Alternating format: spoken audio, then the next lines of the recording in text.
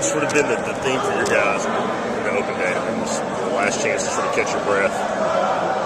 Well, we're just trying to get better, like everybody does on the open day. We're trying to, whatever nicks and bumps we had, we're trying to get them healthy. And, we were trying to get better at the inside zone. We said that last week, and we're trying to get better at pass protection that we had some confusion on. So we feel like we've done those two things, and we're getting closer to getting ready.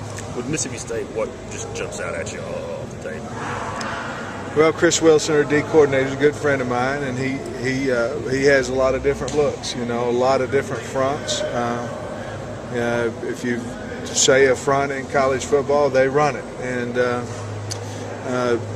they bring their linebackers down low, and some of those things are we've had obviously 10 days to work on it and all that, so we feel like we're in good shape with that. But there's some communication things that has to get done with the way that with the looks of their defense. Seems like they're right there with Alabama for turnover margin and lead the nation. What do they? Are they just they let you make mistakes, or they force them? They're aggressive. They force them, and they really run to the ball well. And they play a lot of people on the D line. A lot of times you feel like you can wear some guys down, but they play so many guys that it's hard to wear their D linemen down. Their linebackers, obviously, they've got some linebackers that are good players, and Lawrence is, I don't know if he's leading the SEC this year, but last year he's making a ton of tackles too. So they've got great stats, and obviously it's a great opportunity for us. With guys like Sharif Floyd for Florida, Jarvis Jones for Georgia, Danico Autry this week, and what you have coming up with Pittman, South Carolina, as an O-line coach, do you remember seeing that many elite pass rushers week after week after week in any stops you've been in? No, I can't. I really can't. And we haven't even played Alabama, and it's an incredible league as an O-line coach. The first thing I heard was that it's just a defensive lineman league, and I thought, well, I'm sure they've got some good players, but I had no idea that there's going to be as much talent as there is in the D-line in the SEC. And every week somebody's got, like you just said, someone's got somebody that's a water moccasin, or two of them, and so it makes you stay, it makes you able to go to practice, because if you don't practice well, you're going to get your butt kicked on Saturday.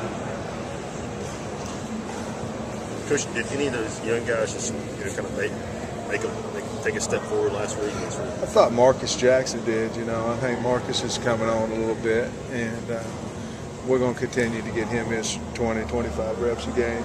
And he's a really good player. I just, I don't want to take Tiny and Dallas off the field too much. So, but we also had to. He's a good player. We'd like to play him, and he's done a nice job for us. And not suggested that guys have their chest puffed out or anything, but to run for almost 200 yards at Georgia, what did that do for the confidence in the meeting room? Well, I think it made practice easier.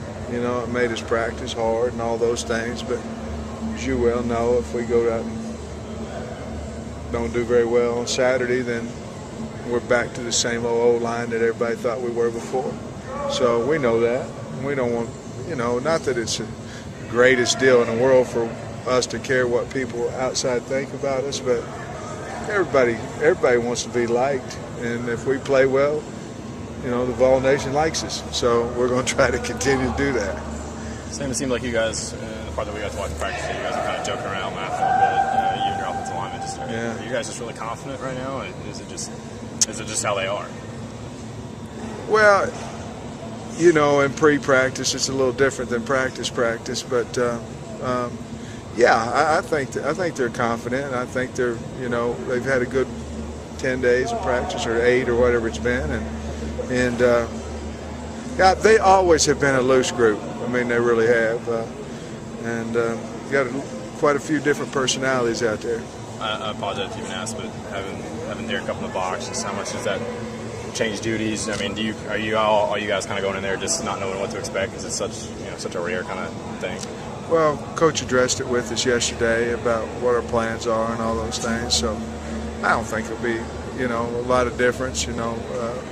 He's going to tell one of us downstairs when to call timeout and take the penalty, don't take the penalty. He's going to do it. We're just going to relay the message. So I don't think it'll be a big deal at all. As long as he's at the game, it won't be don't feel like it'll be much of a change. Is it going to be kind of a by committee deal? Or? I think so. You know, I think you'll have a guy or two designated on offense, a guy on defense to basically relay to the officials what his mindset is, and I think it'll go pretty smooth. We're on the headset with him every week anyway, so it's not like we stand by him, you know, on the sideline. So with him being up, same voice on the headphones, so I don't think it'll be a big problem. Is anyone designated to wear the orange pants?